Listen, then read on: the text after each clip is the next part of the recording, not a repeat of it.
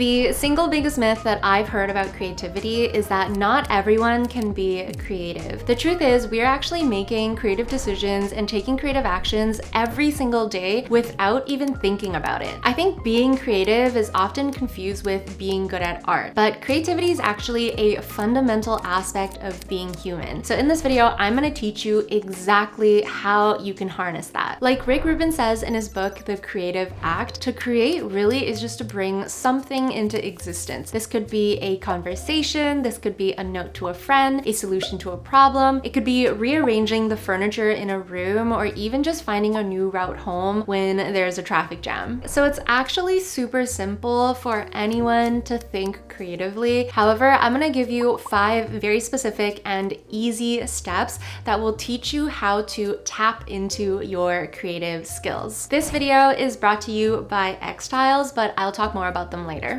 I think the first step when it comes to figuring out how to be creative is to make sure that you lower the stakes for yourself. The reason is because one of the keys to mastering creativity is to ensure that your desire to create is greater than your fear of starting or trying. Oftentimes, both in creative pursuits as well as other areas in our lives, the only thing that's really holding us back is ourselves and our fear of failure. But luckily, I'm here to tell you that there's actually no such thing as failing to be creative. I also work in tech, and one of my favorite mindsets from tech that I've brought into like all other areas of my life is the idea of failing fast, failing forward, and iterating. What this really means is that there's actually no such thing as failing in the traditional sense. And failing can actually be seen as a good thing, because each time you fail and each time you fail forward and iterate from it, you actually learn from the experience and better yourself in the long run. No matter what it is you're working on, it's important to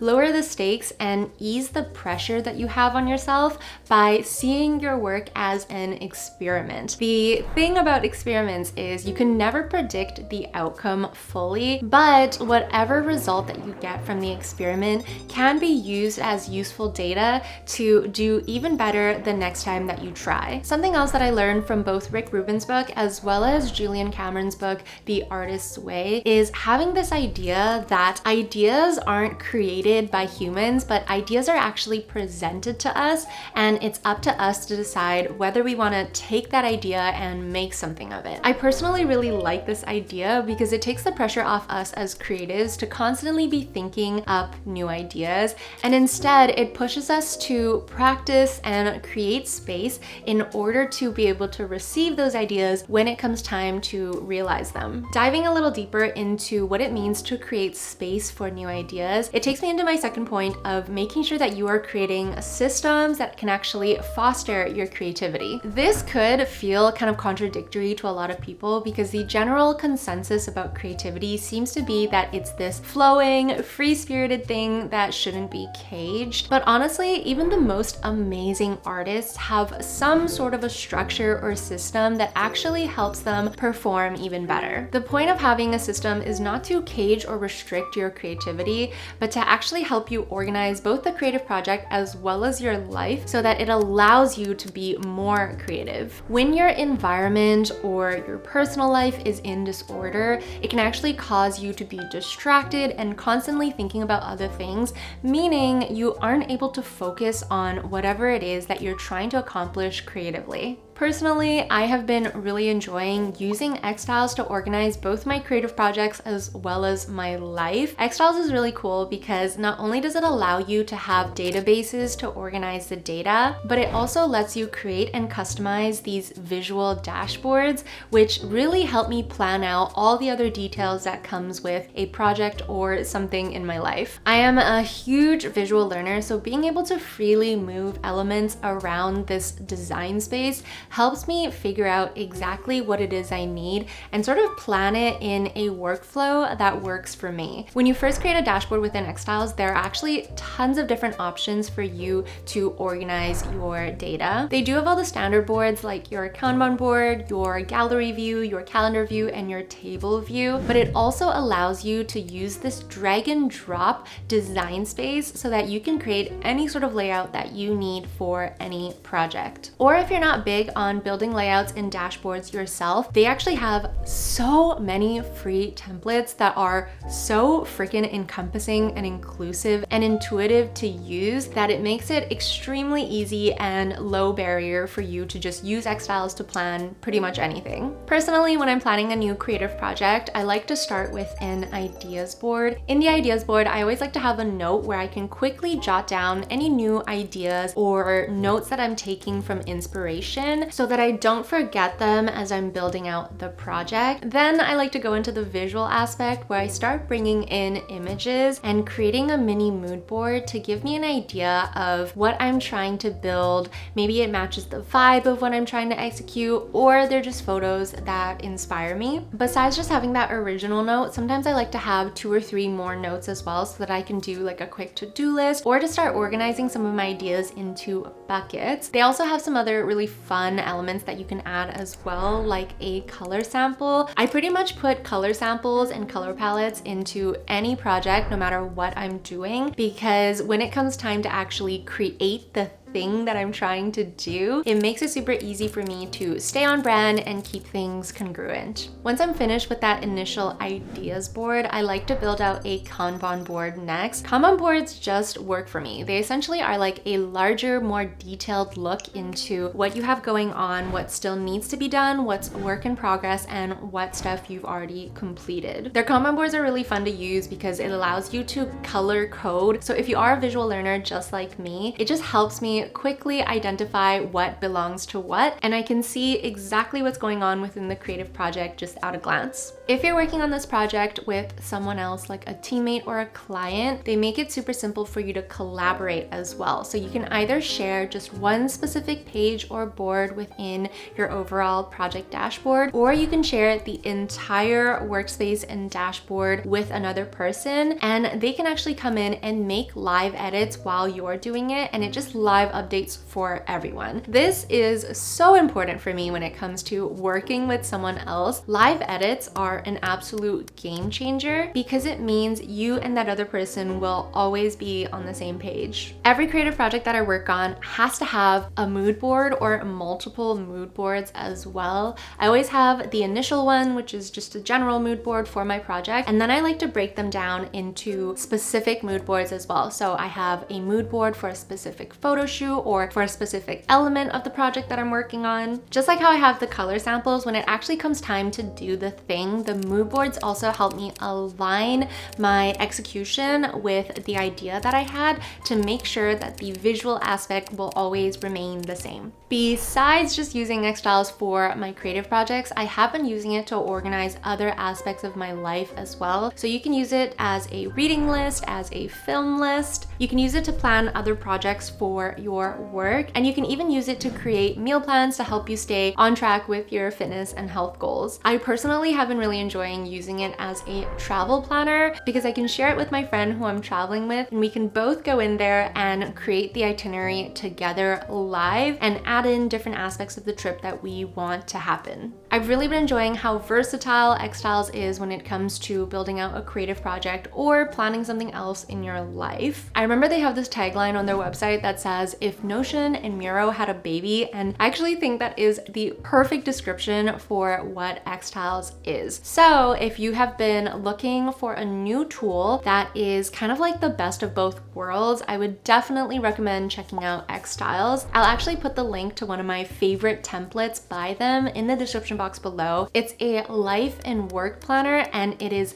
so intuitive to use. So feel free to go and try out that template. Thank you again, xTiles, for sponsoring this video as well as helping me plan my creative projects. Now that you have an idea of how to build a system that's really going to help foster your creativity, we can go back and rewind and visit some mental strategies that I have found really helped me grow as a creative person as well. One of my favorite mindsets that I've adopted over the years is the Shoshin mindset, otherwise known as the beginner's mindset. This is actually a concept from Zen Buddhism, and it's essentially the attitude of having eagerness and openness and a lack of preconception when you're facing any project or task. The goal of the Shoshin mindset is really to let go of any of your learned ideas or concepts about a specific topic so that you can approach it with a new perspective. Especially if you are new to exploring your creative side, I think this mindset is really important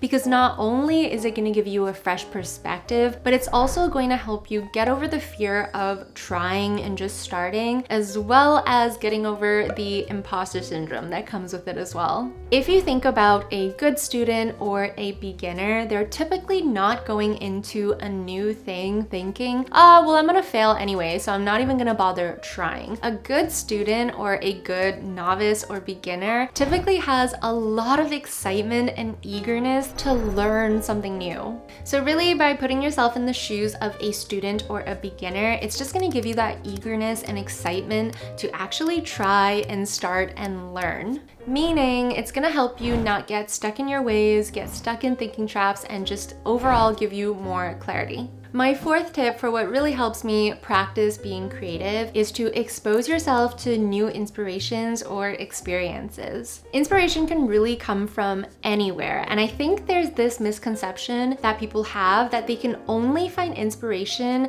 within the same realm of the thing that they are creating. But honestly, that couldn't be further from the truth. In reality, by pushing yourself to look for inspiration in other realms or other areas of expertise, you're actually pushing yourself to think outside of the box, and it'll help you become more innovative with the way that you create as well. In the book Steal Like an Artist by Austin Kleon, he actually recommends that you try to surround your workspace with inspiration, and that can be in the form of books, of art, of music, of just random objects that inspire you. The point of doing this is that if you surround yourself with inspiration or things that inspire you, it's actually going to help set the tone for your work. Whereas on the flip side, if you surround yourself with blandness, with things that are really boring or depressing, that's really going to negatively impact your work and show up in the way that you feel and the way that you create as well. Even though I personally create videos, design websites, and just in general create digital things, I personally really like to have magazines and books about architecture and interior design because that is a creative area that really inspires me. I think you'd be surprised in all of the different ways that inspiration can hit and take hold. So whether that's in the form of the way that someone pairs colors or the different lines and structures of a specific architectural design piece, I just personally find that that's an area of expertise that I always end up drawing inspo from. So go and look at magazines and art and how other artists and creatives create, because it could honestly end up guiding your work in the most unexpected way. My last big tip is really just to start. And I know it sounds cheesy and I know you've heard it before, but really experiment by starting. The only real way that you're going to be able to improve and grow your creative skills is by actually practicing those specific skills. Yes, being creative and being an artist can be totally separate things, but you need to figure out what it personally means for you to be creative and how you actually want to apply creativity into the things that you do. Whether this looks like writing, like drawing, like playing music, like sewing, or even doing something like designing a board game or designing a digital game.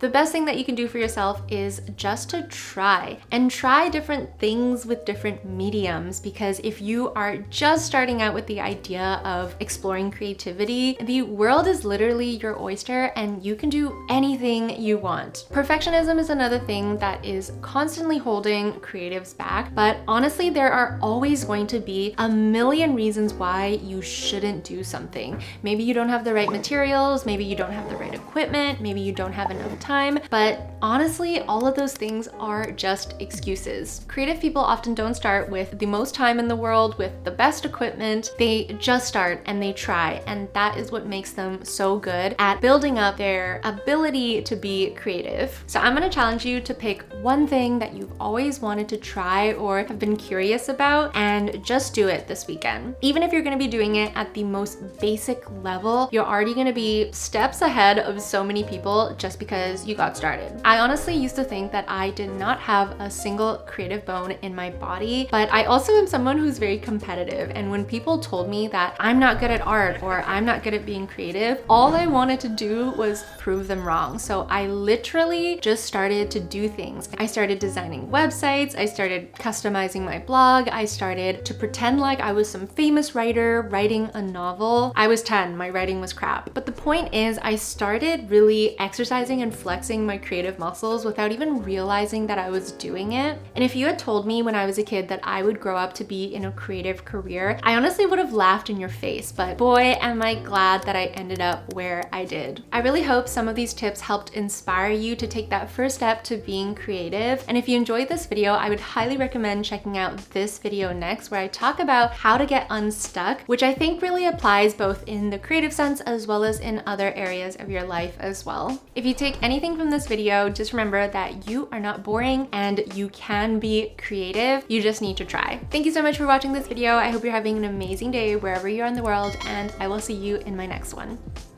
Bye!